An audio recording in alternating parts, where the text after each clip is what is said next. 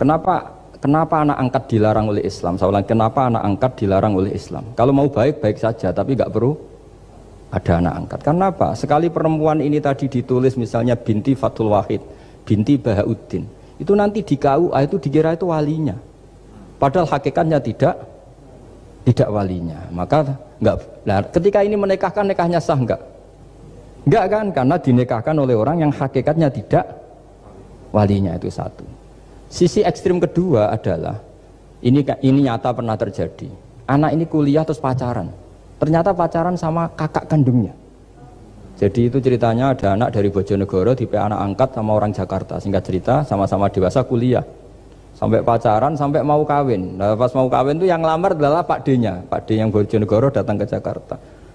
Terus dia ngetik, ini kok rumah yang dulu saya titipin ponakan saya. Ternyata itu adik kandung.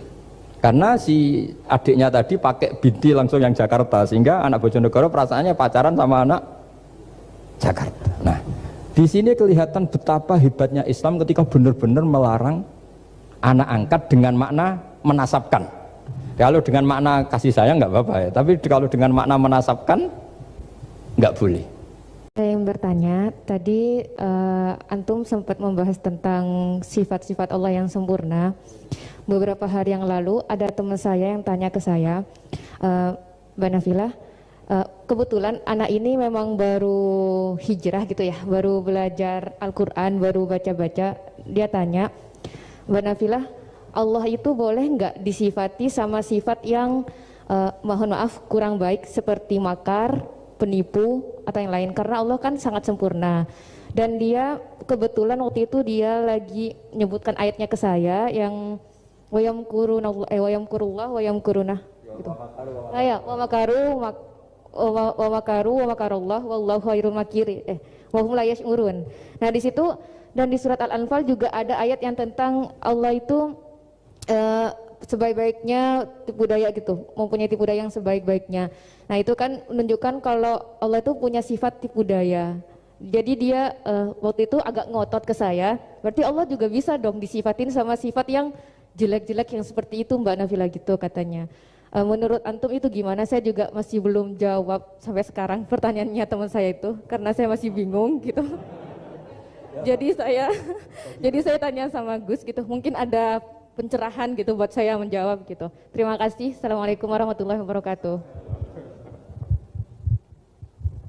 Itu begini ya, jawab seperti itu rileks saja. Yang jelas jenengan harus terima kasih sama yang tanya, nganggep jenengan pinter itu. Sampai tanya itu berarti nganggep jenengan pinter. Itu satu prestasi, itu nggak semua orang ditanya itu. Itu begini ya kalau dalam ilmu balaghah. Makanya saya ini kan pengajar ya, pengajar fikih juga pengajar balaghah, juga pengajar tasawuf, pengajar mantek. Kalau di pesantren kan memang semua itu diajarkan Pak Fatullah. Ini juga dulu mondok di buyut-buyut saya di Kudus itu, di pondok tertua di Kudus buyut saya.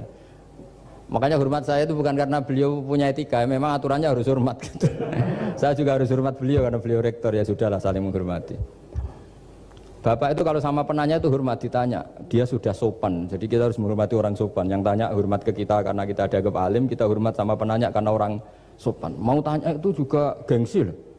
Masa dokter tanya itu kan ribet kan?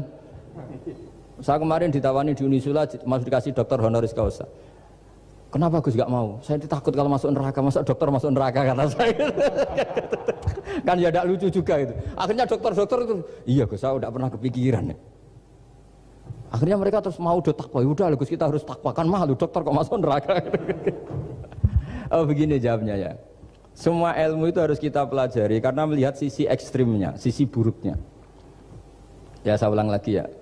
Ilmu itu harus Anda pelajari karena melihat sisi ekstrimnya, sisi buruknya kalau kita tidak tahu. Sehingga dengan cara itu kita tahu secara serius. Misalnya nikah sekali gak sah kategorinya zina. Misalnya. Kenapa anak angkat dilarang oleh Islam? Saya ulang, kenapa anak angkat dilarang oleh Islam? Kalau mau baik saja, tapi gak perlu ada anak angkat. Karena apa? Sekali perempuan ini tadi ditulis misalnya binti Fathul Wahid, binti Bahauddin, itu nanti di KUA itu dikira itu walinya.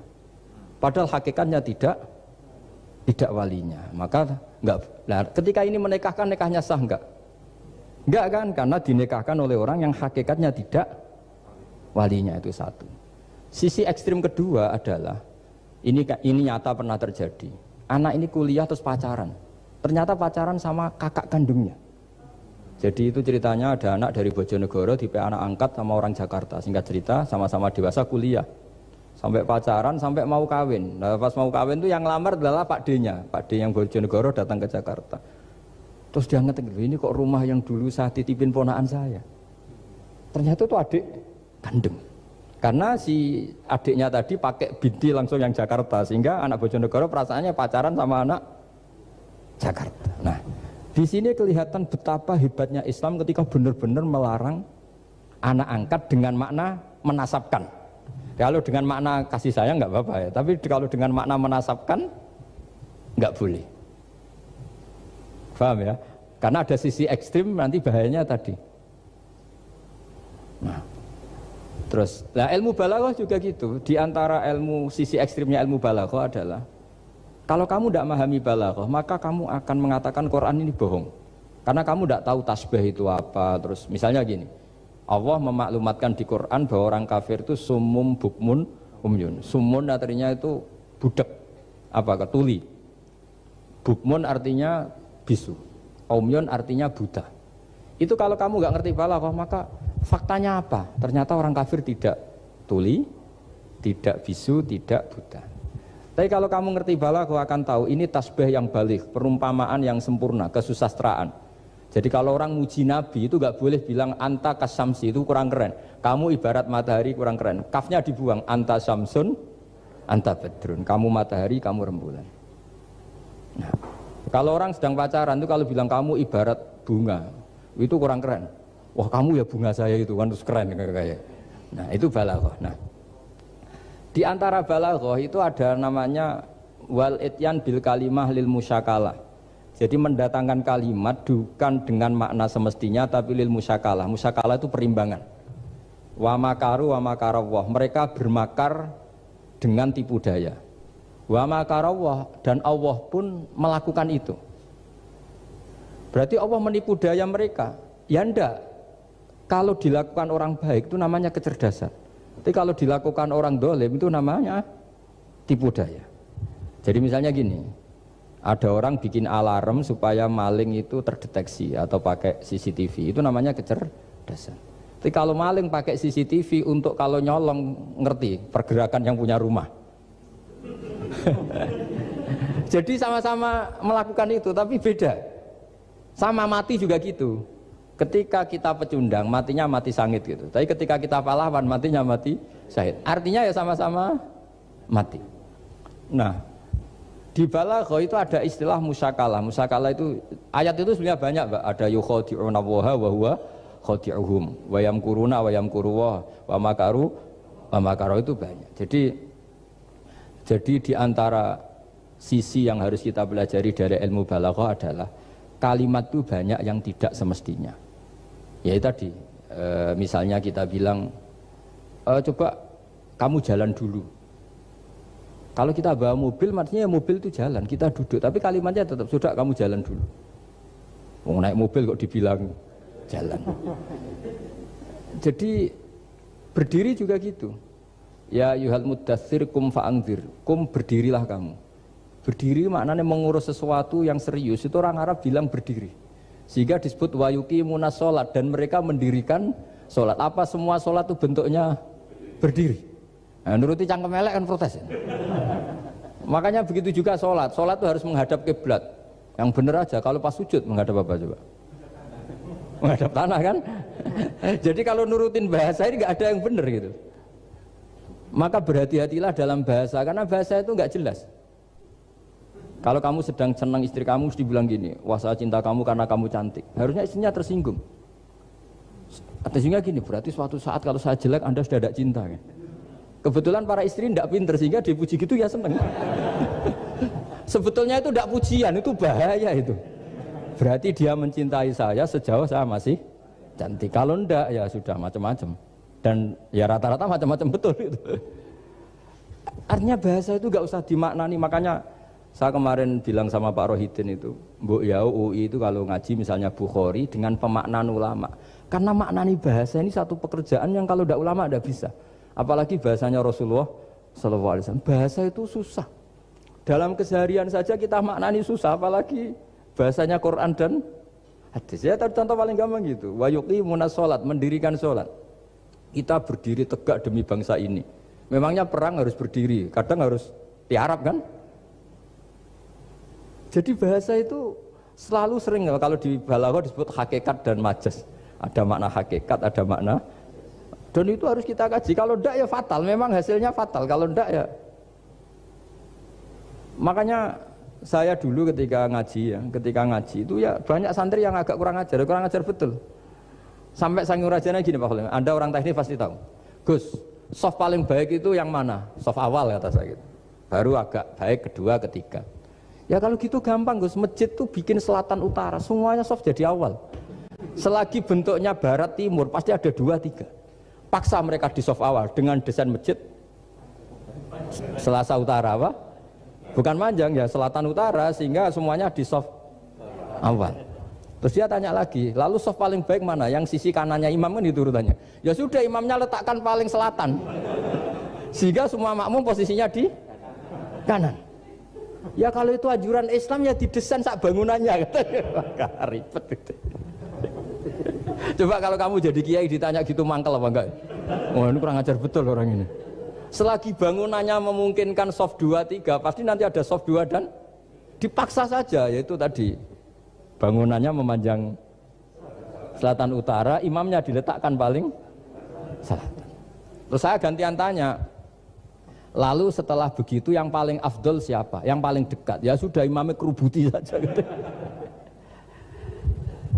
Itu, nah makanya yang sering perdebatan NU dan Muhammadiyah, dan itu kalau mau dianalisis secara ilmiah sebetulnya normal semua. Karena teks hadis itu memang butuh pemaknaan. Nabi, saya beritahu ya, Nabi itu kalau habis sholat itu memang di semua teks itu akbala ali nabi wajih. Saya sering ketemu tokoh-tokoh Muhammadiyah ya baik-baik saja, ketemu tokoh NU ya baik-baik saja, karena ini masalah teks.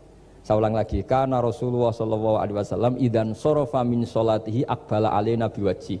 Nabi setelah sholat itu menghadap ke musolli, ke makmum, kira-kira kalau Indonesia menghadap ke timur. Tapi di sebagian riwayat, Nabi itu kalau habis sholat itu melakukan sesuatu yang menunjukkan kalau dia sudah selesai sholat. Jadi filosofinya itu yang penting memaklumatkan kalau beliau sudah sholat. Karena dulu itu begini, Nabi itu kan tokoh sentral ya, beliau akramul khalqi, beliau sayyidul anbiya wal mursalin. Sehingga orang tuh kadang lari itu dari jarak 7 kilo, 6 kilo, 7 kilo lari supaya menangi sholat bersama Nabi. Nah, ketika mereka jadi posisi masbuk itu tertinggal oleh imam. Kalau Nabi posisi tetap menghadap ke barat dengan posisi orang sholat, nanti yang baru datang ngira Nabi masih sholat. Dan kalau kadung makmum ternyata Nabi sudah selesai. Itu sholatnya namanya nggak sah. Karena apa? Mengikuti orang yang hakikatnya sudah tidak sholat.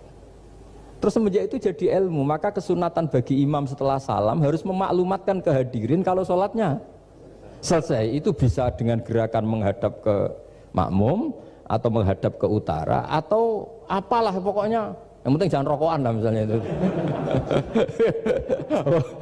Ya pokoknya itu aja disarah-sarah. Ini cerita pendapat ulama, bukan pendapat saya. Jadi segampang itu ulama. Sehingga ya orang-orang yang alim dari kelompok Muhammadiyah yang lihat NU yang begitu ya biasa, yang alim melihat Muhammadiyah gitu ya biasa. Karena kita ini masalah teks. Apa? Masalah teks. Teks itu mesti orang akan memaknai secara proporsional. Saya berkali-kali menyontohkan kemarin ngaji di Ulil Albab. Wa ma min amin illa wa yukhayyalu takhsis. Tidak ada kalimat umum kecuali terbayang khususnya. Enggak boleh kalimat selalu umum. Misalnya saya contoh paling gampang itu tadi. Cung nak melaku job lengaan itu. Kalau jalan jangan toleh kanan toleh itu. Semua ilmu adab pasti begitu. Tapi kalau di jalan raya tetap enggak melengak. Tapi itu enggak diutarakan oleh orang tua kita karena anak ini pasti paham lah kalau mau nyebrang jalan ya harus. Tapi kalau kita nasihati kan tetap, Cung kalau jalan-jalan jangan lihat kanan, lihat kiri, jangan. Tapi hakikatnya sama. Cung kowe nak sholat sing anteng tuh kan enggak gerak. Wah ya enggak sah, lah tahu enggak rukuk, enggak sujud, anteng aja. Ada ini cerita. Jadi kalimat itu sesuatu yang pemaknanya itu pasti proporsional gitu. Kalau kamu sholat dinasihati gimana? Sing anteng. Ya sholat kalau anteng sah enggak kira-kira? Nggak sah kan berarti nggak rukuk, nggak sujud kan anteng aja dia. Ya sama, saya berkali-kali nyontohkan istri kamu kalau sedang baik dengan kamu, sudahlah Pak, kamu ingin apa saja tak dukung. Bilangnya apa saja. Tapi kamu jawab, saya ingin poligami. Wah, perkara itu. Padahal bilangnya apa saja. Maksudnya kecuali itu kan gitu. Ya makanya ini cerita lah. Quran itu ada sekian kalimat yang maknanya itu proporsional. Seperti wa makaru. Jadi misalnya gini ya, contoh paling gampang yang populer. Nabi di Gua Thur. Gua Thur itu ya gua Arab ya. Kedalamannya enggak banget dalam. Terus Allah merekayasa itu dengan cara ada laba-laba yang masang jaringnya di situ. Terus ada burung dara yang di situ. Itu ya disebut makruh, rekayasa Tuhan. Tapi orang pasti sepakat itu namanya kecerdasan. Karena orang kafir yang mengklaim dirinya cerdas, dirinya terlatih, dirinya ahli mendeteksi musuh, ternyata hanya ditipu seperti itu, nggak tahu. Nah karena ini pekerjaan kesalehan disebut kecerdasan. Apa disebut? Tapi andaikan sebaliknya, nyuwun sewu, ada orang lari dari kejahatan, terus merekayasa seperti itu disebut rekayasa karena bentuknya kejahatan. Jadi ada sesuatu yang sama, tapi ketika dilakukan orang soleh itu baik, karena nanti itu disebut kecerdasan. Kalau dilakukan orang dolim itu buruk, karena itu disebut rekayasa. Ya kira-kira seperti itu. Baik, mohon izin satu lagi Ustaz dari komentar YouTube dari Bapak Kristiano Sulistianto. Gus, bagaimana dengan orang bodoh yang dijadikan sebagai pemimpin? Bagaimana dengan pertanggungjawabannya? Sekian Ustaz. Begini ya, kalau bodoh dengan makna kita ini kan biasa mengkaji Quran ya, terutama kita yang di pesantren, yang dosen VAI atau siapa saja yang nekuni ilmu Quran. Ada sisi manusia itu punya sifat permanen yang oleh Allah disebut wa kanal insanu dzaluman jahula. Manusia itu banget bodohnya kata Allah. Sudah banget bodohnya, banget dolimnya. Sehingga kita bilang bodoh itu sebenarnya bukan ngenyak ya. Ya memang manusia mau tidak mau harus bodoh lah. Teorinya gampang, yang perlu diketahui itu kan banyak. Toh kita harus dititipi ilmu hanya sedikit. Dari yang banyak tahu sedikit itu namanya apa coba? Bodoh kan? Jadi sifat bodoh itu tidak perlu kita hindari banget. Mbok kita sudah alim, sudah alama, sudah apalah, tetap ada saja yang kita tidak tahu kan. Lalu pertanyaannya, gimana kalau orang bodoh itu mimpin? Bodoh apa? Kalau bodoh tentang uang ya bagus. Makanya Nabi pernah ngintikan aksaru ahlil jannah al-bulhu. Nanti penduduk surga terbanyak itu orang-orang bodoh. Misalnya ada rektor, menteri, pejabat, gak pernah korupsi. Itu teman-temannya bilang pinter apa bodoh? Teman yang kroni itu bilang apa? Bodoh kan, punya kesempatan, tidak diambil, itu namanya bodoh. Tapi kalau malaikat bilang ini pinter gitu, karena bisa mengendalikan apa? Nafsu. Nah, makanya kalau pertanyaannya gimana hukumnya orang bodoh yang mimpin? Bodoh apa? Kalau bodoh cara mimpin ya memang keliru betul. Wong bodoh cara mimpin kok tetap mimpin. Tapi kalau dia bodoh, nggak tahu caranya korupsi, nggak tahu caranya selingkuh, nggak tahu caranya nggak bener, itu ya pinter itu. Karena Nabi itu yang unik, kadang muji itu aksaru ahlil jannah al-bulhu, masyhur hadis itu. Kebanyakan penduduk surga itu orang-orang bodoh. Sampai Mbah Mun tuh kalau guyon ya lebih guyon dibanding jenengan. Kata Mbah Mun gini, aku itu saake hak suar wargane wong-wong bodoh, saake kenaan malaikat. Kan di surga itu orang akan dikasih sesuai keinginannya. Wong desa-desa itu taunya makan enak kan jadah, terus uduk gitu. Terus bayangkan cantik itu ya orang ya kayak gitulah, orang desa rodok melek sidik ya cantik, terus bangir sidik ya cantik. Karena surganya memberi yang diinginkan, akhirnya menunya ya itu saja. Karena dia kan nggak pernah makan pizza, terus nggak pernah melihat orang cantik Pakistan, Turki, jadi seleranya ya itu. Jadi kata Mbah Mun, mulane wong sing pengalaman, jadi kok surgane mewah.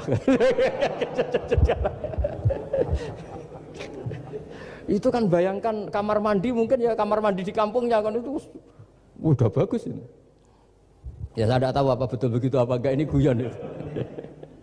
Nah bodoh ya seperti itu. Jadi kalimat bodoh itu ada bodoh beneran, itu memang bener-bener bodoh. Tapi di beberapa ilmu tasawuf, bodoh itu kadang dipuji. Yaitu tadi aktaru ahlil jannah al-bulhu. Kebanyakan penduduk surga itu orang bodoh ya kayak kita. Kalau kita rektor atau menteri keuangan atau pejabat kok tidak korupsi, itu kata teman-teman KKN kita itu apa namanya? Bodoh kan, ada kesempatan kok nggak dimanfaatkan. Tapi kata orang-orang baik itu Pinter. Pemimpin ya gitu Pak Rektor. Jadi saya merasakan jadi kiai. Saya itu nggak suka mimpin.